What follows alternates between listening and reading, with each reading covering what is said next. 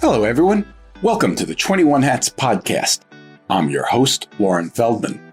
This week, Paul Downs tells Sean Bussey and Jay Goltz why he isn't sleeping and why he has stopped paying himself. After having his best year ever in 2024, Paul has seen his inquiries fall precipitously.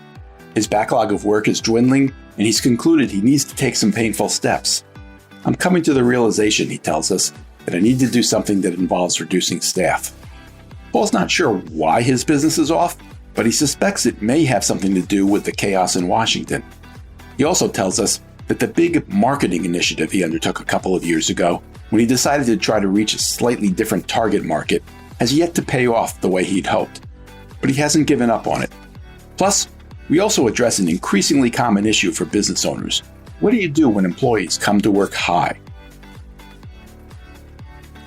Even in good times, owning and running a business can be a lonely pursuit.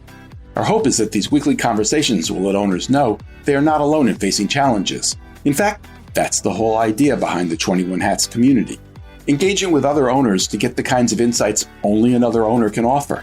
If you're interested in learning more, step one is to sign up for a free trial of the Morning Report, which highlights the most important news of the day for business owners so you don't have to go looking for it. Step two is to get on our Slack channel, where you can ask questions, get vendor recommendations, and tap the wisdom of a very impressive crowd. Just search for the 21 Hats Morning Report to sign up for a free trial. Joining me this week on the podcast are regulars Sean Bussey, CEO of Kinesis, which is based in Portland, Oregon, and works with small businesses on marketing, culture, and strategy. Paul Downs, CEO of Paul Downs Cabinet Makers, which is based outside of Philadelphia and makes custom conference tables. And Jay Goltz, CEO of the Goltz Group, whose companies in Chicago include a picture frame business, artist frame service, and a home furnishing store, Jason Home. The episode is titled, Most People Don't Have the Stomach for This. Welcome, Sean, Paul, and Jay. It's great to have you here. I want to start with you, Paul. Last year, at the beginning of the year, I asked you if you'd made any New Year's resolutions, and you had a quick answer. You said your resolution was to make more money. And you did. You had a great year. Did you make any resolutions this year? Yeah, wind the clock back to January 1st, 2024, because it's a startling change in what's happening in my business. The air started to come out of the balloon, coincidentally, in early November last fall, but we had already exceeded all of our sales targets and had a healthy backlog, so I wasn't really focusing on the complete collapse in sales in November and December, because there's always a slowdown in those months, but the magnitude of it was different. And then when January rolled around and nobody was calling us and we had a fast disappearing backlog, I'm like, And now at the end of January, we've just racked up our worst sales total since 2015. And the number of calls is down 22.4% so far. Last year, we ended up selling 5.7 million. And our projected sales this year, based on 1 month, are 2.6 million. That is a 53% decline. So I made some money last year. I have not paid myself yet this year, and I don't think I'm going to be. And we're contemplating a trimming of our capacity, or production capacity, to match something more like a $4 million a year, which is, I think, we'd be kind of lucky to get to at this point. And of course, when you say trim production capacity, what you're talking about is you don't just take the machines and put them in the parking lot. You got to get rid of the people. And so it's a very, very distressing place to be. I feel like I've been in this business so long. I'm old. Coming off the best year we ever had and the most money I ever made, it's just brutal. So why, you're asking? Well, first, Paul, I think it's worth pointing out, you've told us numerous times that one thing you've learned is that the way you start a year tends to be the way the whole year goes. Yep. That continues to be your assumption, I assume. Well, you can make a better guess by the end of March. I would say the first 2 months give you an indication. Now, there have been many years when January did not attain the average we ended up with over the year. But this is way worse. So there, those are facts. Now we can start pulling out the opinions. Does anybody want to hazard a guess as to what it is? Is there something that could be wrong with the website, with the links, or nothing? Everything seems to be working fine. Everything else, believe me, that's the first thing I look is. I know. I hate to ask. I figured you'd check that, but it's just, it makes no sense to me. Well, I checked the website. We're getting pretty much as much traffic as we ever do. And the number of calls in the first 2 weeks was down by about 60%. But this last week and this week so far have been okay in terms of the number of calls. But what we're missing are the quality of calls so good.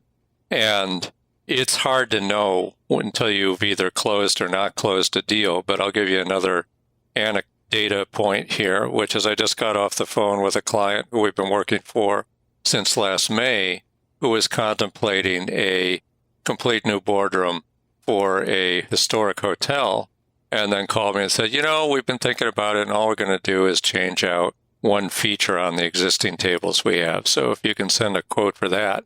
So that turns a $50,000 job into a $5,000 job. And I will jump in and say that my feeling is that in all the other recessions I've been through, and I've been through, I guess the first one was 1987, there was always a precipitating event, like some bad thing happened. In 1987, it was a flash stock market crash. And then there have been others since then. 2008, Lehman goes broke. And it's not so much the thing that happens, it's the reaction of everybody to what happens. So if people are confident that they can ride out whatever blip it is, then things tend to go okay. And if people are rattled and everybody's like, clutch, I got to pull back, I'm not going to do this thing that I was thinking of, then it becomes a disaster. So that's what it's looking like to me. But it's possible that there's some large group of people who are absolutely delighted with all of the craziness coming out of Washington, who are just, like, damn, Trump's finally kicking ass and taking names, and I'm going to go out and buy a conference table. So we'll see. But I'm not happy with how it started. Let's say that. Listen, half the population voted for him, half didn't. It's possible that the half that didn't, between tariffs and the immigration stuff, people are freaking out about what's going to happen with business, because the tariff thing, anyone that understands business at all knows that if these tariffs went through, all it's going to do is drive tremendous inflation and just all kinds of issues. Maybe people are just freaking out and waiting to see if the dust settles. I'm pretty sure that half the country is freaking out. Yeah. Now, we do business with everybody. And the thing that made me clutch my heart most last week was that idea of stopping all the federal money until you can figure out whether you want to do the DEI or whatever they're planning to do with it. Like the idea of simply stopping the flow of federal dollars, like that got everybody's attention, I hope, because it's so outlandishly stupid that even no matter which side of the divide you were on, you were probably like, hold it. We do a lot of business with small municipalities, school boards, police stations, military units, people all over the country. And behind a lot of those projects, we know for a fact there's federal dollars that someone says, oh, yeah, we got a grant to upgrade our emergency center or whatever. And now we need a new table for it. So when he did that, I was like, oh, my God, are you kidding me? And because it's not just, like, okay, conference tables, do you really need them? No. But that's just like stopping the flow of money for millions and millions of people, and in a way that seemed to be calculated to cause the maximum amount of disruption and fear. In other words, saying we'll stop it and then we'll sort it out, as opposed to we're going to take a look at this and we may stop some of it. So I'm pretty unhappy with the way things are going, but I'm hoping that we can just ride it out. I've been through some bad years before, and I'm in a much better position going into this than I have been in previous years. So we'll see. I don't know. What else do you guys think? I mean, what you just described is kind of an indirect impact of the cutoff of federal dollars, but you've done federal government contract work as well, haven't you? Yeah, absolutely. Do you have anything going right now? Was a project stopped of yours? No, because that's not sort of how, well, it's possible. We're always dealing with various federal entities that will be like, hey, we want a quote, and then at the last minute they say, oh, we're not going to be able to do this, we'll push it into next budget year, or it just disappears. So it's possible that my salespeople have projects that they've heard of that got pulled back. Once we get a contract, like it's a contract, they're not going to cancel it once we start doing work. So I'm hopeful that we get paid for all that stuff, so that they don't stop actually paying their bills. But the projects we have on the shop floor are continuing. I mean, it is possible that things will calm down. And unlike you said, January usually predicts the year. Maybe not this year. Maybe things will calm down in a few months. And it's not like you're a restaurant where you lose the meal and it's gone. I mean, people still need or want their conference table. So it was put off, but it might get better in a few months. Well, I hope so. That would be wonderful. I'm kind of preventing myself from being too crazed about it because it is just the end of January and the number of calls is actually starting to pick up. So we'll see whether people are actually willing to follow through and place orders. And as far as navigating a downturn, which I certainly have done numerous times, you do have to deal with the reality of, okay, you could lay a couple people off. Well, by the time you pay unemployment, you end up paying the unemployment ultimately. So it's not like you're saving money there, and then it's hard to find and keep good people. So I totally understand and respect your reluctance to go and laying people off right away, because you might have an immediate cash thing from it, but you're going to pay for it in unemployment rates for the next 3 years. So it's not like you can turn the spigot on and off that easily. Where do you stand with that, Paul? I think that paying for the unemployment over 3 years beats the hell out of running out of cash and yeah, for sure. When I think about that, I'm not so focused on the amount of money we save. What we're doing is, yes, you're saving some money in the salaries, but the main thing is you're slowing down the rate at which the machine eats through all your resources. And if you're selling at a $4 million a year pace, ideally you have a factory that's set up to produce $4 million profitably. And last year we got up to, for much of the year, we were running at a $7 million pace. And so that I had to add people, I had to add capacity. So now we got all this capacity, and now that the sales are not there, we're eating our seed corn super fast. In other words, we're eating through the backlog. So what I would prefer to do would be to dial back on the number of people, and it'll be the same number of people we had 4 years ago. So it's not like it's the end of the world, but what happens then is we slow down our production rate and we have a little more runway to ride through a couple of weeks of lower or slower sales. And the tough thing is you have to do it as soon as you can see it, because otherwise, if you get to the point where you've run out of work, then that's a really, really bad thing. And you run through all your cash almost immediately then. Have you started that process, Paul? I'm starting it now, yeah. I mean, by the time this gets out and is broadcast, I will have made some trimming already, because we have a process too where the jobs go through several different steps. And so think of it as like the hopper at the top, and then it feeds down and feeds down. The hopper is emptying out at the top, but the shop floor can still be busy because we have work to do. But I need to trim down the capacity at the earlier steps, because that just doesn't help anybody to have excess capacity there. Do you think your employees see it coming? No, because we finished last year on a high note. You know, it was best year ever, best sales ever, profits, big bonuses, and cool projects, and everybody was great. And I was kind of lulled into how bad, like what could go wrong. And then the change after the new year is so startling that I'm like, it started with just many, many fewer people calling us in the first 2 weeks than they normally would. And we keep track of every week of every year for the past 10 years. Like, how many calls did we get that week? And if we're back down, as I said, to below 2015 levels. And for the first 2 weeks, it was the lowest number of calls we ever got. Now, we had a resurgence in calls to being sort of a normal number last week, and it looks like we're on our way to a decent number this week.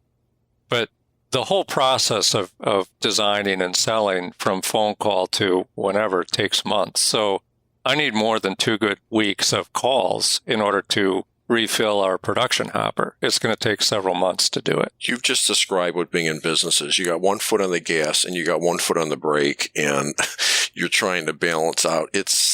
I feel your pain because I've been there. I'm a little bit, it's difficult to navigate that. And I do think this is an unusual year. So I won't be surprised if in a month you say things are much better. So that could certainly happen, but it's not so much me. Like, I'm old. I've been through it. I just feel bad for the people I'm going to have to lay off, honestly. That's just a terrible, terrible thing to do to somebody. And they will be blindsided by it. I'm really interested in a question. In the past, could you correlate your traffic to revenue? Yeah. Yeah. And so those two things have diverged? Well, I can correlate my traffic to revenue to a certain extent. The problem is that the top 3 large jobs in my year, like we did something like 170 contracts last year, and the 3 biggest ones account for 15% of the business. So if you lose smaller ones, it's kind of a drag, but it's not the end of the world. But if you don't have a couple of big ones, then that's really bad. The last 3 years, we've gotten somewhere between 1,200 and 1,300 calls. And 2022, it was 5.1 million in sales. 2023, it was 4.1 million in sales. And in 2024, it was 5.7 million in sales. Same number of calls. So it's not just the amount of traffic. It's like, well, what were some of those calls? And if somebody's feeling spendy at Lockheed Martin or at Southern Command, that can really move our needle. And that's the difference between a $4 million a year and a 5.7, given the same number of incoming traffic. So what about the B2B efforts that you've been engaged in? Have you seen any sort of impact of that, or is that influencing the situation at all? The short answer is no. And the medium answer is that the target market we were going after, the architects and interior designers, was never going to be something that produced immediate results, because we're selling a product that basically you need to be delivered 3 days before the building opens. And the architects and designers are doing their work 2.5 to 4 years before that. So that was always a long-term play. And I got to say, I'm not blown away by the results so far. Paul, could I stop you there? I really want to dig into that, but I want to set it up for people who don't remember the conversations we had when you were going through that. But before you do that, I just want to check on one thing, which is I'm curious what kind of year it's starting out as for both Sean and Jay. Could you guys are you having a tough time as well? What are you guys seeing? Mine is not great, not off 50%, but a little slower. I looked at my numbers from last year. The election clearly was disruptive to business. November was way down, and I'm still waiting to get to the end of the month, but it's not great. That's all I can say. It's not great. It's not horrendous, but it's not great. Sean? Yeah, kind of like Jay, I think that the election year was really disruptive for us. Just a lot of people hesitating until the election happened. And then after the election happened, we had actually a pretty decent uptick in inquiries and people taking action. And then I would say it's off to an okay start. Not super strong, but okay. I think the jury's still out there. But I've been through 7 recessions. This is not a recession. It's like, you listen to the news, everything's great. All these computer companies making gazillions of dollars. And you talk to small business people, I don't think it's party time. So I'm not sure that any of us fully understand the dynamics of what's going on with stuff. Well, and it's also the thing I noticed the other day is that even though the unemployment rate is low, the hiring velocity has slowed down dramatically. And that has some real consequences. I think the market has really shifted from being an employee market to more of an employer market. And you're seeing that really in the tech sector. I mean, they're just crushing their employee base. And that has downstream consequences for sure. Let's go back to what Paul was talking about before. A couple years ago, Paul, you spent a good bit of time telling us about a big marketing initiative you had that was designed specifically to reach out to architects and designers who you hadn't really targeted before. In part, it was the hope that you would develop some repeat customers, which you traditionally haven't had a lot of. And you spent a lot of money. You built a whole second website for it. And I think that's what Sean was asking about. You were about to tell us your thoughts on that. Yeah, I think that just for context, in case anybody doesn't remember, we get most of our business from Google searches. So my first thing was, did Google somehow change their algorithm and isolate us? And we just don't see that. So if you get business from Google searches, it's a blessing and a curse. The good thing is you get a chance to interact with everybody who does a Google search for a conference table in our case. And so we're able to access clients in places that the normal distribution channels for furniture would be very difficult for us to reach them. The downside is that you're really at the mercy of that traffic. And so knowing that many of the people we could be selling to use an architect or an interior designer to help choose their furniture, we made a conscious effort to try to reach into that community and develop relationships that would hopefully bring us ongoing series of projects, whatever that architect was working on. So that was the plan. The cost of it has been, I would say, moderate in terms of compared to other marketing things I've done. I mean, I've spent up to $12,000 a month on AdWords, and this cost nothing like that. So spent maybe $100,000 total on the whole thing so far. Including the new website? Including the new website. And I'm not at all sorry. I mean, that's probably the best thing we did in that effort was put up a really nice looking website that we do use to communicate to that segment of the market, because they have a different aesthetic sense, a different set of problems than the people who are Google searching us. So we have two websites, and I'm not sorry about that at all. We reached out to get repeat business from architects and designers, and meanwhile, we started getting repeat business from a different segment of the market, which is private contractors who maintain relationships with military units. And that's turned into our best repeat clientele. And they're just harder to figure out how to market to because there's not an easy way to find them even. But there's a million ex-military people who go out and set up a little consultancy business and then basically start selling things to their buddies who are still in the service. And that's been very lucrative for us. We've gotten a lot of good projects from having relationships with, we got 4 firms right now that we just do over and over. You know, when you came up with this plan, and I'm in a similar business, I sell to both. Most of my business is retail, but I certainly sell to a lot of designers. That whole thing made perfect sense to me. I think one thing that has changed is the office market's just in the toilet. I mean, there's buildings in Chicago. It's unbelievable. They're selling buildings in Chicago for like 20 cents in the dollar. They don't have enough tenants in there. So I'm sure that is affected. And then I keep getting from a surplus place that sells office furniture, nice office furniture. Every week I get another email from them. So I think there's a glut of office furniture out there on the market, and there's less people going to offices, and I'm sure that has hurt that whole segment. It wouldn't surprise me if such a thing could be proven, if that was it. It's really hard to know. Again, 5 projects moved the needle for me by 25% of my yearly revenues. So it's really about what are the big ones coming. And usually we start off a year and it's like, well, we don't know what the big ones are going to be, but there's going to be 4 or 5 of them. We just know that. I would say this, though. I'm pretty confident that this year in particular, whatever you've done in the past, I don't believe you can take January and extrapolate. I do. I'm not saying it'll be great this year. I'm guessing it's going to get better. His problems started back in November, right, Paul? But that's when the election happened. It's all election related is my point. Yeah, I mean, what are you going to do? I'm going to be in business next year. That's my intention. So I guess that's just loop back all the way to the beginning. That's my resolution this year. I'm going to be open next year. And I'm going to do what I need to get across a difficult patch that's coming up for us.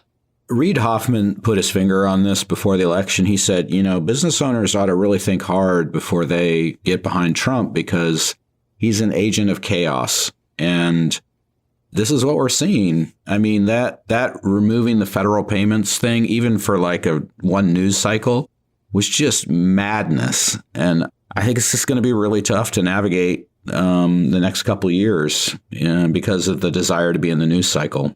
Well, that's what I'm saying, is that if people lose confidence that the future is going to be okay, I mean, you add in all the other stuff, like, hey, AI is going to take your job, and your kids don't learn to read anymore because they're on TikTok. And, it's like, I'm old man shouting at the clouds here, but there's actually a pretty large group of alarming things on the horizon that it's hard to think, we'll just, everything will be fine. None of this stuff's going to matter.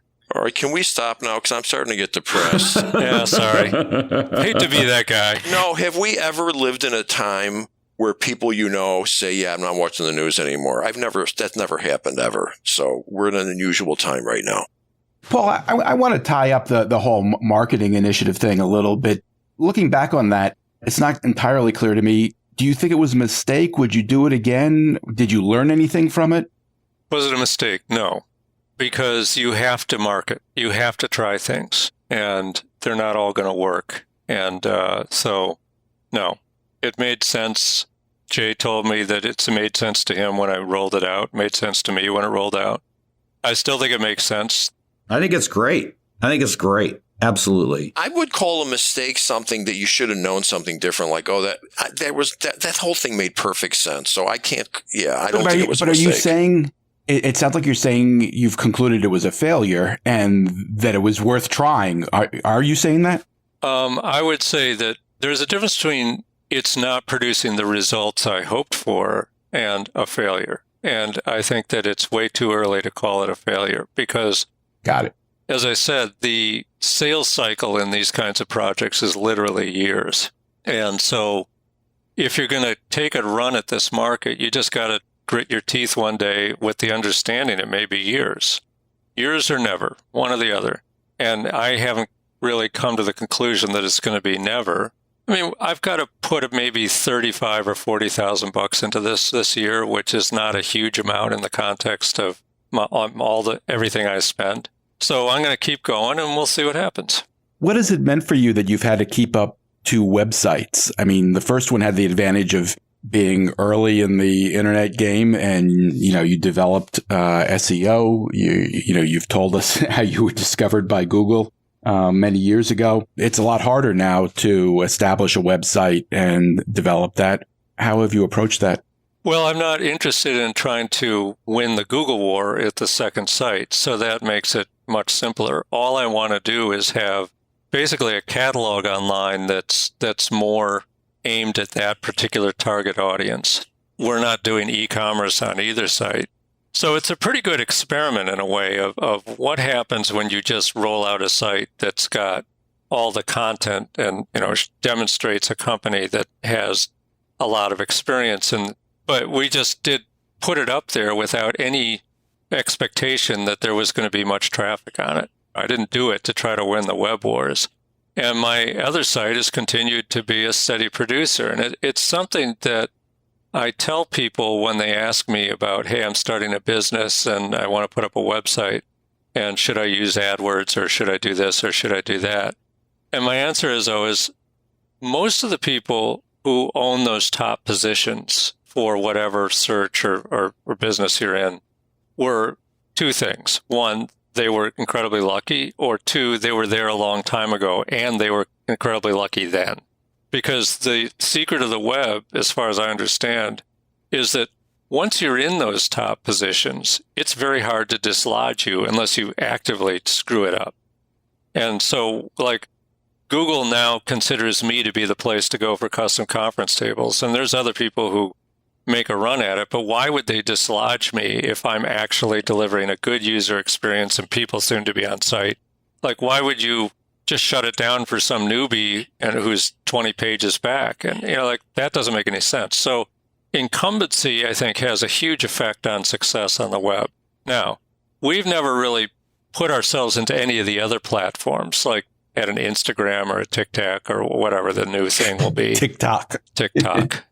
So people go onto these new platforms, and some of them are the early winners there. And then so they've got a position to defend. But I think that those highly algorithmic things that are based on trying to entertain people are more open to new entrants and sort of wild card successes than just straight out Google searches. And I mean, Sean, it'd be interesting to hear your opinion on that.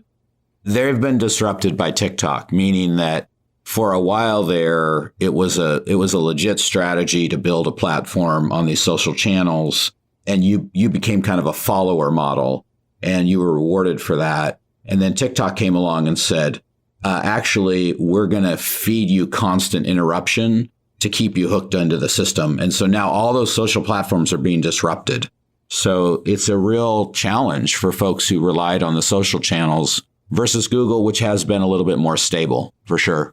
Paul, here's why you should sleep at night. 2 reasons. 1, companies still want beautifully made conference tables. That's the fact. That's going to continue to be that way. And 2, as you know better than anyone, what you do is not easy. So I do believe you've got a solid footing and a great niche. And I'm in a similar situation. We just got to get through this year. Well, thank you for saying that, Jay. I mean, I believe that too. And I think that part of the thing is this is like one of those Western wildfires that works the way they should, where it burns out all the underbrush and then the solid trees keep growing. And I'm hoping that if we are heading for a bad year in our industry, it kills all my competitors for good first. We're no socialists on this show. No. That's their problem. And so if we're the last guys standing a year from now, that will be fantastic.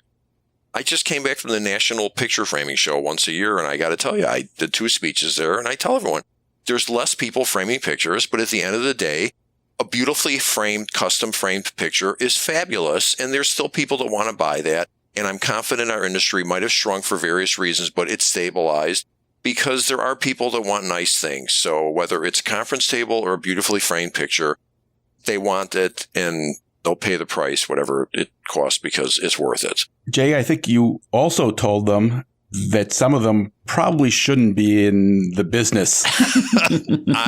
I had 2 classes and maybe 75 people in there, and one of them was called Unleashing the Entrepreneur Within. Now, remember, these are people that own picture frame shops, so they didn't necessarily come from a business thing. So I listed out all the things you need to do to be successful in business: location, hiring, unhiring, standards, training, all the good stuff. So I did that for an hour and a quarter.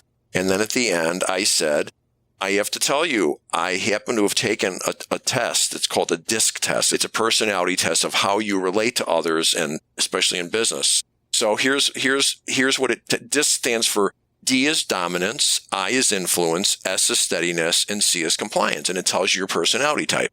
So for those of you listening that feel like they have a little idea of what I'm about, the dominance one is driving, ambitious, pioneering, determined, competitive, decisive. Okay, what did I get in that? Got a 92. Okay. All right. Influence. Influence. Inspiring, magnetic, persuasive, enthusiastic, convincing, poised, optimistic. What did I get in that?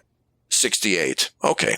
Steadiness. Relaxed, passive, patient, possessive, predictable, possessive. What do you think I got in that? 2. 0. 0. Yeah, I figured that. No, I got a 22. Okay.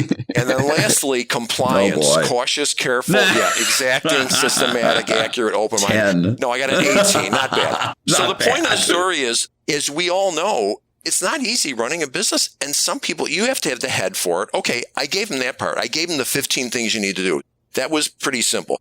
But you have to have the heart for it. You have to really want to do this. And I don't know if I call it passion or having the heart for it, but you have to really want to do it. And the last one, which is the biggest one, which is a problem, you have to have the stomach for this. And most people do not have the stomach for this. So I said to them, you might be better off running your 1 or 2 person frame shop and having a nice life, because if you try to grow this and you don't have the DNA, the wiring, whatever, I suggested to all of them, you might want to take this test. It was very eye-opening. I've got a guy that does it. He does some counseling. He explains to you what it all means and how to use it. And know thyself. There's something to be said for knowing what your head's at. They always say there's like a throw of, what keeps you up at night? That's literally a problem. There are some things that people could get themselves, they will not sleep at night. I mean, you got to have the stomach for this. So I know for a fact that most of the people in that room are not going to build whatever $1 million a year businesses. They'll be happy running their $250,000 business with no employees. Paul, are you sleeping at night? I think I sleep for minutes at a time. This week, no, I have not been sleeping. Just picture it. I'm coming to the realization that I need to do something that involves reducing staff. And of course, that's an incredibly unpleasant thing to do. And you have to, at some point, sit down with this person and say, you got to go. The terrible thing about it is that the impact of that on them is much worse than it's going to be on me. I'm fixing my business so that it can survive, and I will survive. And I'm throwing them over the side of the boat because that's the only thing that can be done. But it doesn't mean you like seeing them in the water there. And it's a horrible thing, and I've done it before. I'm going to do it again, but it is awful. Does it get any easier? No, it does not get any easier. Do you learn anything? Do you get any better at it? I guess I'll see in another week. But as long as you have an explanation that actually makes sense, it's a little bit easier. I'll tell you one thing I've learned with that. The last thing you should do is tell them how sick you are about it and blah, blah, blah, because it's almost insulting. They're the ones that are out of a job now, and they don't really want to hear about how upset you are, blah, blah, blah. So certainly we should be sympathetic, empathetic, and say, listen, I'm really sorry this has come down to this, but, I've got no choice. But on the other hand, I just have to tell you, because I am a little older than you are, we're not killing anybody. I mean, it's just, you have to do what you have to do to keep the business afloat. The point of the story is you might not be sleeping at night, but you also have paired that with you're not going out of business, because that's what we do. Yeah, I think that's a good comment, and it's definitely worth reminding everybody of that, particularly like saying, oh, this is going to hurt me more than it hurt you. No, that's not true. You don't want to dwell on, oh, this is so hard for me. No, it just has to happen. It's just surgery that has to happen. And look at the clown in Washington if you want someone to blame. Well, the reality is, though, we provide a nice workplace for people. And as long as we can, it's like, and he's got a nice reference. You'll be happy to help him out with that. We treat people nicely, and that's worth something. So, yes, we have to lay off. In 46 years, very, very little have I had to lay people off. But I have. And the fact of the matter is, it also goes into the formula. While they were there, they had a nice job and they learned some things, and they're going to get a good reference. So it's not like they're not better off as for working for you. That's the point. They're better off where they were than they got there. Yeah, that's all. I agree. And the last time I had to do a big layoff was 2008, and I was struck by how many people came up afterwards and just thanked me for providing that good workplace experience. They knew that I didn't do it lightly and that I did not care that I was taking someone's job away.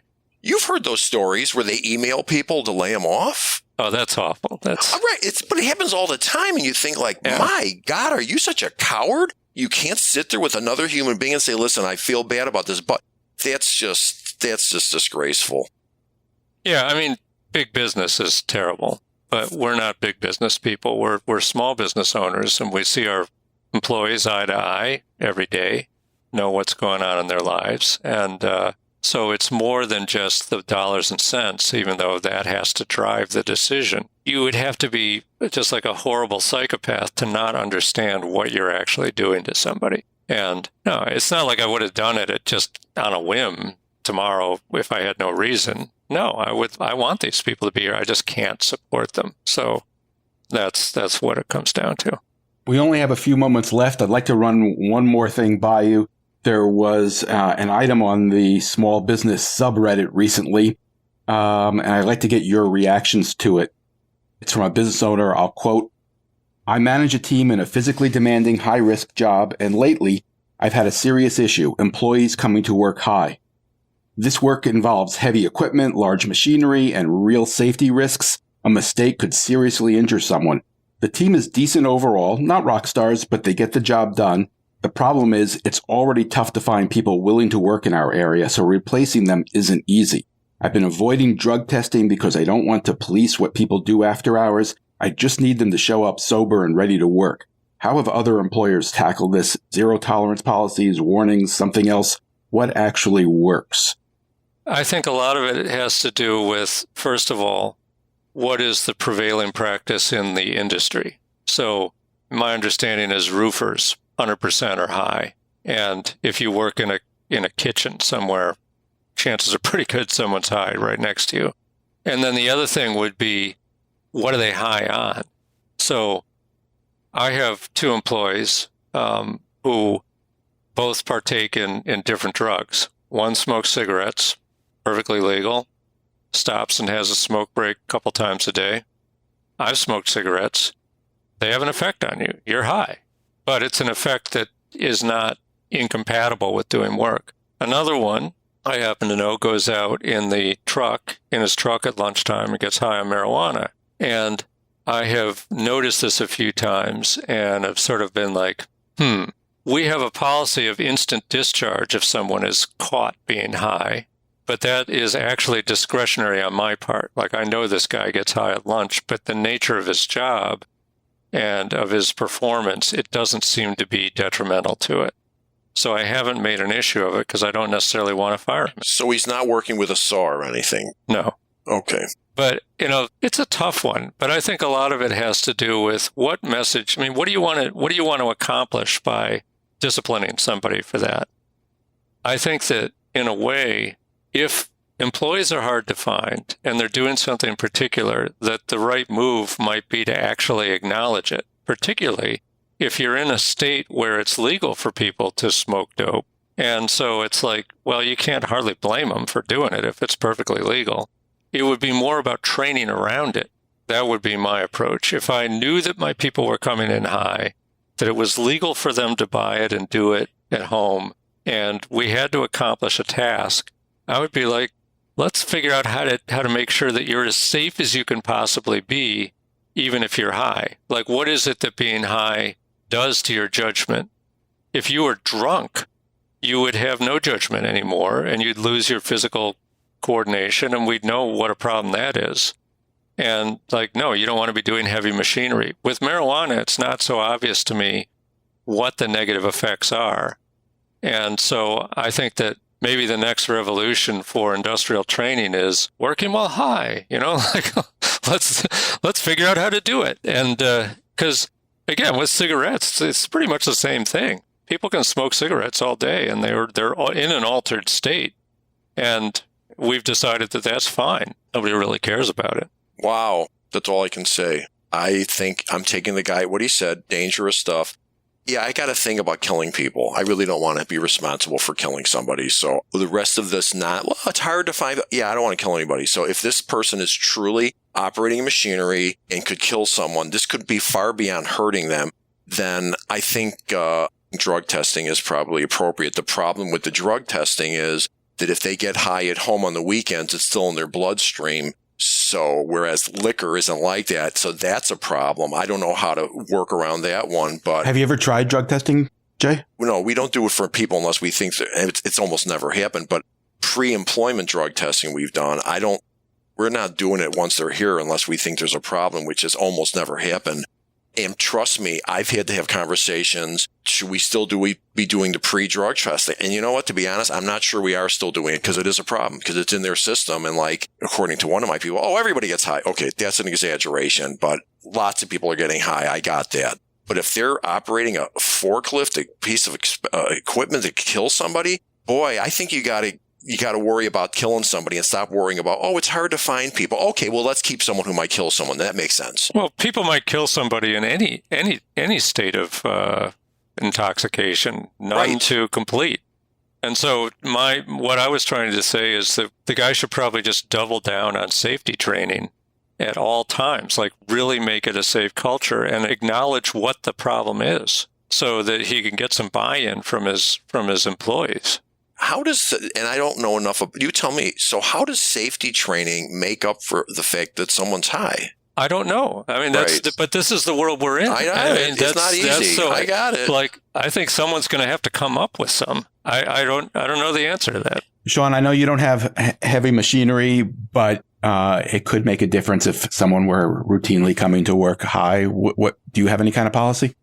Not really. I mean, the policy is, are they able to do their job successfully? And if so, I don't really care what they're doing off hours, but they're also not operating forklifts. So I think the world changes once you get equipment involved that is dangerous to either fellow workers, the person themselves, or the public. So I would have a different approach if I ran. I mean, this guy's saying I have a business where people are put in danger. It seems pretty clear to me he's got a problem that he has to deal with. I mean, Sean, what's the worst can happen with you? Someone comes up with some bad ad copy? Yeah, I mean, there's just very, very low consequence. But I mean, if it starts to impact their work product, I'd have to deal with it, but it doesn't. So I don't worry about it on my end. But I'm in a lucky position in the type of business I have. It's not a life safety issue. I got people driving trucks. Yeah. Paul, have you tried drug testing? No, I would not routinely do it. I don't. When you say routinely, does that mean on pre-employment or while they're working there? Either. In our manual, what it says is if you're visibly high when you show up, you will be fired on the spot. And if there's an accident and we suspect you're high, we're going to drug test you at that point. And we just passed 2,198 days without a lost time accident. So whatever I'm doing seems to be working reasonably well. And I also have some hesitation to come down completely draconian when I get high myself, because I do, usually with edibles. But I don't show up at work high, but I use. So do you show up to this podcast high? I want to know. Depends on who else is on the show. I might be, I might not be. What do you think? I'm going to have to gauge that per session. I'm not sure. I want to thank Sean Bussey, Jay Goltz, and especially Paul Downs. Thanks for sharing, everybody. I appreciate it. Have a good week. Cool, man. One thing before you go. Everything we do at 21 Hats is created by entrepreneurs for entrepreneurs to help us all learn together. If you get something out of listening to these podcast episodes, consider joining the conversation. You can do that by joining the 21 Hats Sounding Board, a Slack channel where you can tap the wisdom of a very smart crowd, or by becoming a founding member and joining our monthly Zoom forum, where you can be part of conversations much like the ones we have on the podcast. You can sign up for both by subscribing to the Morning Report. If you have any questions, you can email me at lauren@21hats.com. And if you get something out of this podcast or out of the Morning Report, please tell a friend, tell an enemy, tell every business owner you know. Your word of mouth, owner to owner, will always be the most effective way to build this community for all of us. Thank you. It means a lot. This episode was produced by another entrepreneur, Jess Stuberon, founder of Blank Word Productions. Thanks for listening, everyone.